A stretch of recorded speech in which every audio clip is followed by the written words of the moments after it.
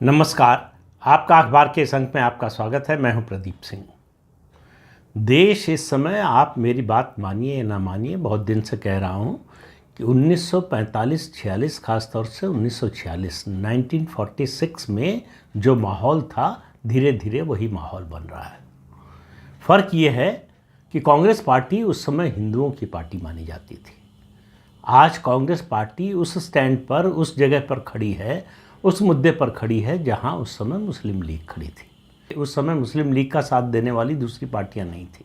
इस समय कांग्रेस का साथ देने वाली दूसरी पार्टियां। एक खबर आई, आपने भी पढ़ी होगी, कि तिरुपति के बालाजी मंदिर में जो प्रसाद के लड्डू बनते हैं उनमें गाय की चर्बी और मछली का तेल इस्तेमाल किया गया। अब ये कोई सामान्य बात नहीं है। वहाँ से बड़ी मात्रा में लड्डू, रामलला की प्राण प्रतिष्ठा का समारोह हो रहा था तो उसमें भी आए थे। और देश ही नहीं, दुनिया भर से लोग लड्डू मंगाते हैं प्रसाद के रूप में। उसको जो वहाँ जाते हैं वो तो लेते हैं, खाते ही हैं। हिंदुओं की आस्था पर मुझे लगता है कि 1857 के बाद सबसे बड़ा प्रहार है। आप इसको इग्नोर कर सकते हैं, जो कि हो रहा है देश में। आप देखिए, हिंदुओं में कोई बेचैनी नहीं है, कोई विरोध नहीं है, कोई बोलने वाला नहीं है। 1857 में किस बात पर स्वतंत्रता संग्राम शुरू हुआ था, सैनिक विद्रोह शुरू हुआ था, जब ये कहा गया था कि ब्रिटिश सरकार जो गोलियां दे रही है और जिनको जो कारतूस दे रही है उनको मुंह से तोड़ना पड़ता है, उसमें गाय की चर्बी है। ये साबित नहीं हुआ था, ये आरोप था। ये इसको आप जो है उस समय अफवाह भी कह सकते थे।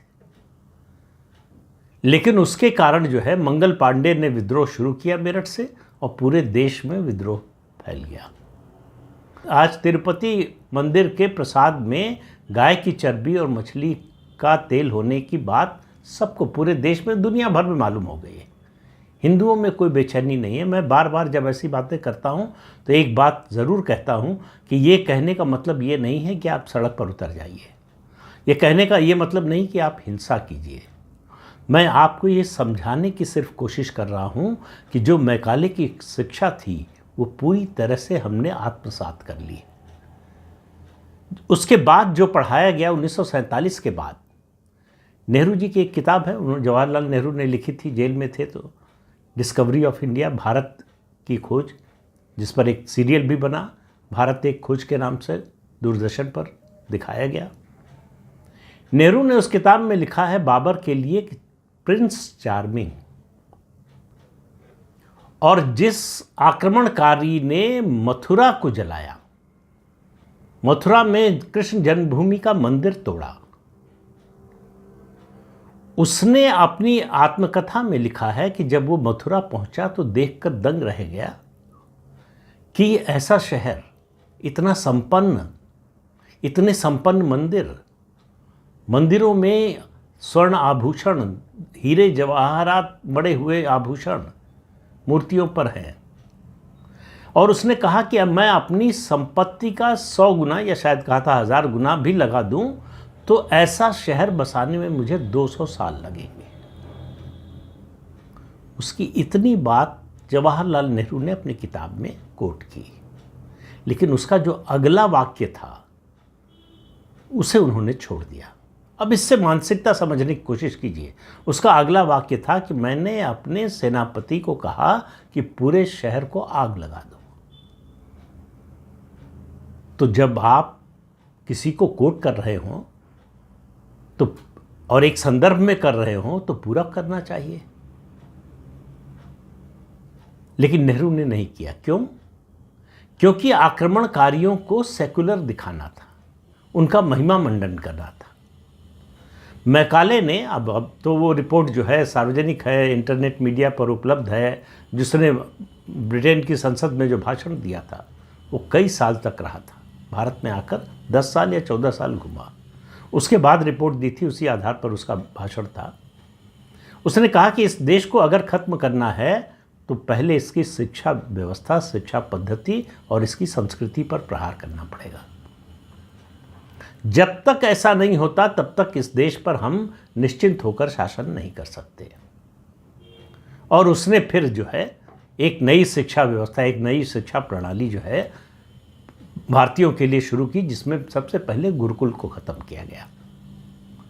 गुरुकुल ही जोड़ते थे भारतीय संस्कृति से छात्रों को जब उनका छात्र जीवन शुरू होता था। तो गुरुकुल को पूरी तरह से ख़त्म कर दिया गया, लेकिन मदरसों को नहीं ख़त्म किया गया, मिशनरी स्कूलों को नहीं ख़त्म किया, बंद किया गया। तो वहाँ से शुरू हुआ। वो तो अंग्रेज़ों ने किया, वो हमारे ऊपर शासन करना चाहते थे, हमको गुलाम बना कर रखा था। तो उनकी बात तो एक बार समझ में आती है, आज़ाद भारत की सरकार ने क्यों ऐसा किया। आज़ाद भारत की सरकार ने हर वो कदम उठाया जिससे हिंदू संस्कृति को नुकसान पहुँचे। और ये जो आप पढ़ने को खबरें मिल रही हैं ना आपको कि गणपति विसर्जन के जुलूस पर, सरस्वती विसर्जन के, दुर्गा विसर्जन के जुलूस पर ये जो हमले होते हैं, हिंदुओं का कोई ऐसा त्यौहार नहीं है जिस पर पथराव न होता हो, हमले ना होते हो, बहाने खोजकर, बिना बहाने के भी। मैंने आपको तमिलनाडु के एक कस्बे का उदाहरण बताया था, उस पर एक वीडियो भी बनाया था। उस कस्बे में 90% आबादी मुसलमानों की हो गई। उन्होंने कहा कि कोई हिंदू धार्मिक जुलूस नहीं निकलेगा, मंदिर में आरती होगी तो घंटा और शंख नहीं बजेगा। वहां की जो परंपरा थी, साल में 2 ऐसी शोभा यात्राएं निकलती थी और पूरे शहर से, कस्बे से गुजरती थी। उन्होंने कहा कि मस्जिद के सामने से नहीं गुजरेगी, जो मुस्लिम मोहल्ले हैं उनके सामने से नहीं गुजरेगी। जाहिर है 90% मुसलमान हैं, तो इसका मतलब है सब बंद हो जाना चाहिए। एडमिनिस्ट्रेशन ने इसको लागू किया, तो जो वहाँ के स्थानीय हिंदू थे वो कोर्ट गए, लोअर कोर्ट, फिर हाई कोर्ट गए। मद्रास हाई कोर्ट का जो बयान है वो ऐतिहासिक बयान है। उन्होंने कहा कि अगर ऐसा होने लगा तो देश में अराजकता फैल जाएगी, और फिर अगर इसी तरह की मांग हिंदुओं की ओर से होने लगी कि हमारे जहां मंदिर हैं, जहां हिंदू बहुल इलाका है, वहाँ से किसी और मजहब का कोई जुलूस, कोई शोभा यात्रा या कोई इस तरह का कार्यक्रम जो होगा वो नहीं गुजरेगा, नहीं निकलेगा, फिर क्या होगा। तो मद्रास हाई कोर्ट ने डिस्ट्रिक्ट एडमिनिस्ट्रेशन को ये निर्देश दिया कि साल में ये जो 2 यात्राएं निकलती हैं ये निकलेंगी और ये सुरक्षित रहें, इसको इंश्योर करना आपकी जिम्मेदारी है, इसकी जवाबदेही आपकी होगी। इतना ही नहीं कहा कि ये शोभा यात्रा मस्जिदों के सामने से भी निकलेगी और मुस्लिम मोहल्लों के सामने से भी निकलेगी, कोई रोकेगा नहीं। लेकिन अभी कल ही मैंने एक खबर पढ़ी, कर्नाटक हाईकोर्ट के एक जज ने, कर्नाटक के शायद बेंगलोर का ही जिक्र कर रहे थे वो, उसके एक इलाके के बारे में कहा कि ये पाकिस्तान जैसा लगता है। उस पर सुप्रीम कोर्ट ने स्वतः संज्ञान लिया और लताड़ लगाई हाई कोर्ट के जज को। बड़ी अच्छी बात है। मुझे ऐसे मामलों में सुप्रीम कोर्ट दखल देता है तो उससे कोई एतराज़ नहीं होता है। सुप्रीम कोर्ट जब सेलेक्टिव होता है तब एतराज़ होता है। अगर यही बात यहीं दिल्ली में कुछ साल पहले की ही तो बात है, रामनवमी के जुलूस पर हमला हुआ, पथराव हुआ, और उसके बाद अवैध निर्माण तोड़ने की कार्रवाई शुरू की दिल्ली पुलिस ने, सुप्रीम कोर्ट ने रोक लगा दी। तो ये सिलसिला कब तक चलता रहेगा। आज आप आरएसएस, बीजेपी, मोदी, अमित शाह, योगी, इन सबको जिम्मेदार, जवाबदेह ठहरा सकते हैं।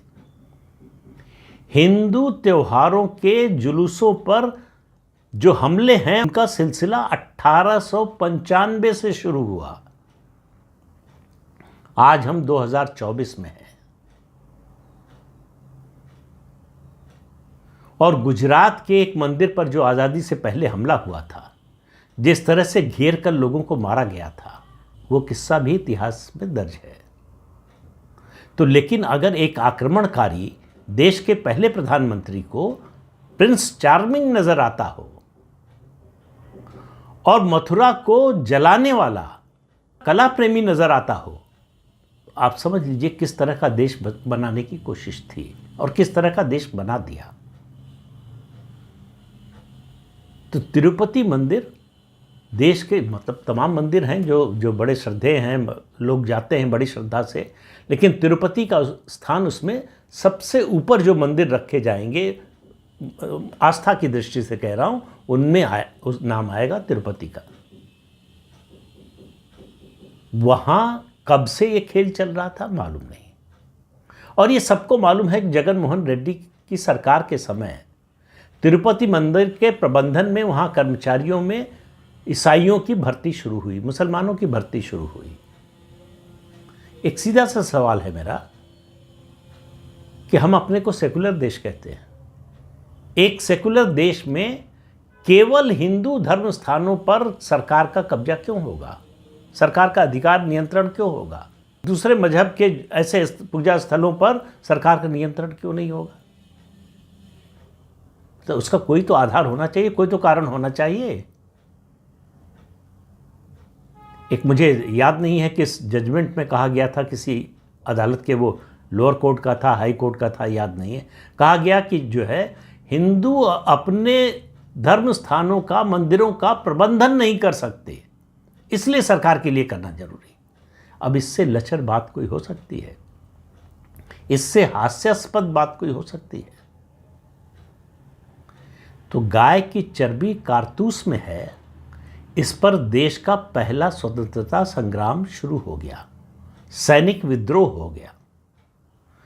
तिरुपति मंदिर के लड्डुओं जो प्रसाद के रूप में वितरित किया जाता है, बेचा जाता है, उसमें गाय की चर्बी और मछली का तेल मिला हुआ है, और देश में कहीं कोई प्रतिक्रिया नहीं होती है। कोई हाई कोर्ट, कोई सुप्रीम कोर्ट स्वतः संज्ञान नहीं लेता, सरकार कोई जो है कार्रवाई नहीं करती है। क्यों करे भाई? जब हमको आपको फर्क नहीं पड़ता है, जब हमको आपको कोई एतराज नहीं है, तो सरकार या अदालत क्यों कोई कार्रवाई करेगी? जब हमको आपको इसका बुरा ही नहीं लगता, इसमें अपने धर्म का अपमान नहीं लगता, हमारी आस्था का अपमान नहीं लगता, तो हम किसी दूसरे से क्यों अपेक्षा करते हैं कि वो जो है हमारी लड़ाई लड़ने के लिए, या हमारा साथ देने के लिए, या हमारे समर्थन में खड़े होने के लिए आएगा? तो एक कहावत है जो बार बार कह चुका हूँ, सभी लोग कहते रहते हैं कि जो सो रहा है उसको जगाया जा सकता है, जो सोने का ढोंग कर रहा हो उसको नहीं जगाया जा सकता। तो हिंदुओं की स्थिति वही है। और फिर कह रहा हूं जो शुरू में कहा, जब मैं जागने की, जगाने की बात करता हूं तो मैं किसी हिंसक कार्रवाई की बात नहीं करता, उसका समर्थन नहीं करता। बार बार कहता हूं कि अपने अधिकार को, अपनी आस्था को, अपनी संस्कृति को समझो। कर्तव्य का बोध तो होना ही चाहिए, अधिकार का भी बोध होना चाहिए। इस देश के संविधान ने सबको अगर बराबरी का हक दिया है, तो हिंदुओं के साथ ये व्यवहार क्यों हो रहा है जो इस देश में बहुसंख्यक हैं? और ये व्यवहार किसी अदालत की वजह से, किसी सरकार की वजह से, किसी कानून की वजह से नहीं हो रहा है, हमारे आप की वजह से हो रहा है। वरना आप बताइए, प्लेसेस ऑफ वर्शिप एक्ट क्या बनने की कल्पना भी की जा सकती है किसी और देश में? बहुसंख्यक समाज से क्या ये कहा जा सकता है कि तुम्हारे साथ भले ही अत्याचार भले ही अत्याचार हुआ हो, लेकिन तुम अदालत का दरवाज़ा नहीं खटखटा सकते? और इसकी व्यवस्था संविधान में संशोधन करके की जाए, संवैधानिक व्यवस्था कर दी जाए कि आप इसके खिलाफ अदालत नहीं जाएंगे, और पहले से गए हैं तो मुकदमा खत्म समझा जाएगा। 1991 में बना था यह कानून, नरसिम्हा राव की सरकार के समय, रोकने के लिए कि अयोध्या के बाद कोई दूसरे मंदिर का आंदोलन न चलने पाए, किसी दूसरे मंदिर का जिसका विध्वंस किया हो आक्रमणकारियों ने, उसका मुद्दा न उठने पाए, इसको रोकने के लिए। और इस देश के हिंदुओं ने चुपचाप इसको स्वीकार कर लिया। तो इससे आप अंदाज़ा लगा सकते हैं कि किस तरह की व्यवस्था चल रही है। और ज़रा अगर आपने पढ़ा नहीं है तो उस समय की किताबें, उस समय की पत्रिकाएं, उस समय के अखबार पलटकर जाकर गूगल पर देखिए, लाइब्रेरी में जाकर देखिए, आर्काइव्स में जाकर देखिए, जहां आपको सुविधा हो वहां जाकर देखिए कि 1946 में माहौल क्या था। जिन्ना ने क्या कहा था कहा था कि I want either divided India और डिस्ट्रॉयड इंडिया। तो इस देश में बहुत सारी राजनीतिक शक्तियां वही काम कर रही और इस देश की सबसे पुरानी पार्टी उसकी अगुवाई कर रही है कि अगर हमें सत्ता जो है देश का विभाजन करा के मिले तो लेने को तैयार है, अगर देश को बर्बाद करके मिले तो लेने को तैयार है। सत्ता चाहिए। तो जिन्ना और आज की कांग्रेस में या मुस्लिम लीग और आज की कांग्रेस में मुझे फर्क बताइए। बस फर्क इतना रह गया है कि जिन्ना ने डायरेक्ट एक्शन डे की कॉल दी थी, अभी तक कांग्रेस ने ऐसी कोई कॉल नहीं दी है। तो तिरुपति मंदिर में ये सब जो खेल चल रहा था, देश में धर्म परिवर्तन का, डेमोग्राफी बदलने का जो खेल चल रहा है, षड्यंत्र चल रहा है, उसको एक तरह से महिमा मंडित करने की बात होगी। जो षड्यंत्र चल रहा है वो दरअसल देश को विभाजन की ओर ले जाने वाला, विभाजन नहीं तो देश को बर्बाद करने की ओर ले जाने वाला। इस समय जो है गणेश मूर्तियों का विसर्जन का समय आया है। आप मुझे एक शहर बताइए, एक जगह बताइए जहां गणेश विसर्जन के जुलूस पर पथराव ना हुआ हो। यह सिलसिला आखिर कब तक चलता रहेगा? इसको रोकने का क्या उपाय है? हम पूरी तरह से मैकाले की शिक्षा व्यवस्था की दास्ता से ग्रस्त हो चुके हैं। हमें अपनी संस्कृति के प्रति अभिमान का, गर्व का बोध ही खत्म हो चुका है। हमको समझ में ही नहीं आता कि क्या हमारी संस्कृति के पक्ष में है और क्या विरोध में है। कौन हमारी संस्कृति के पक्ष में खड़ा है, कौन विरोध में खड़ा है। इससे बुरी स्थिति मुझे लगता है कि जब मुसलमानों और मुगलों का शासन था, जब अंग्रेज़ों का शासन था, तब भी नहीं थी। तब जो समाज था, हिंदू समाज, उसमें इतनी जागरूकता थी जिसकी वजह से आप और हम आज भी हिंदू बने हुए हैं। उसकी वजह से आज भी देश की 78% पॉपुलेशन हिंदू है। लेकिन हम आप जो कर रहे हैं वो आने वाली पीढ़ियां इस तरह से गर्व के साथ नहीं बोलने की स्थिति में होंगी। ये बात किसी को सांप्रदायिक लग सकती है, ये बात किसी को विभाजनकारी लग सकती है, ये बात हिंदू मुस्लिम में विभेद करने वाली लग सकती है, लेकिन सच्चाई से कब तक मुंह मोड़ेंगे? डायरेक्ट एक्शन डे के दिन फिर कह रहा हूं, कोलकाता में जो हुआ, आप कल्पना कीजिए अगर गोपाल पाठा न होते तो क्या हाल हुआ होता कोलकाता के मुसलमानों का। और नेहरू जी की चिट्ठी मैं आपको बता ही चुका हूं, सुना चुका हूं कि कैसे जब बिहार में इस डायरेक्ट एक्शन डे का विरोध करने के लिए बिहार के किसान आए, तब नेहरू प्रधानमंत्री बन चुके थे। पुलिस की गोली से 400 किसान मारे गए और जवाहरलाल नेहरू ने कहा कि अब मुझे थोड़ी संतुष्टि हुई है। ये बराबरी का काम हुआ है। ये मानसिकता थी हमारे देश के पहले प्रधानमंत्री की। इसी मानसिकता से ये देश चला है आज से 10 साल पहले तक। आप कल्पना कीजिए जरा, मोहम्मद करीम छागला जो जिन्ना के असिस्टेंट थे, पीए या जो भी नाम देना चाहें, पदनाम देना चाहें, भारतीय जनता पार्टी जब 1980 में बनी तो उसके संस्थापकों में एक मोहम्मद करीम छागला थे। तो बीजेपी का ये रोग नया नहीं है, पुराना रोग है, सेकुलर बनने का, सेकुलर दिखने का। तो सेकुलर बनने और सेकुलर दिखने की पहली शर्त होती है कि आप अपनी संस्कृति को हे दृष्टि से देखिए, उसका तिरस्कार कीजिए, उस पर शर्म महसूस कीजिए। इसके बिना आप सेकुलर नहीं बन सकते भारत में। यही हो रहा है 77 साल से, और ये सिलसिला रुक जाएगा ऐसा दिखाई नहीं दे रहा है। जितनी संख्या में लोगों में जागरूकता आई है वो समुद्र में एक बूंद जैसा है, उससे कुछ नहीं बदलने वाला है। असदुद्दीन ओवैसी की पार्टी का नेता, महाराष्ट्र का उनका जो शायद अध्यक्ष है, वो बोल रहा है कि मस्जिद में आओ, अपने पैर से आओगे लेकिन अपने पैरों से नहीं जा पाओगे, स्ट्रेचर पर जाओगे। ये भारत में कहने की हिम्मत, अगर कोई सार्वजनिक रूप से कहने की, टेलीविजन चैनल पर कैमरे पर बोलने की हिम्मत दिखा रहा है, तो आप समझिए कि आप कितने बड़े संकट में हैं। ये जो तत्व हैं ये हिंदुओं के दुश्मन हैं, लेकिन अगर ये आपको गलतफहमी है कि आम मुसलमान के दोस्त हैं तो आप गलतफहमी में हैं, मुगालते में जी रहे हैं।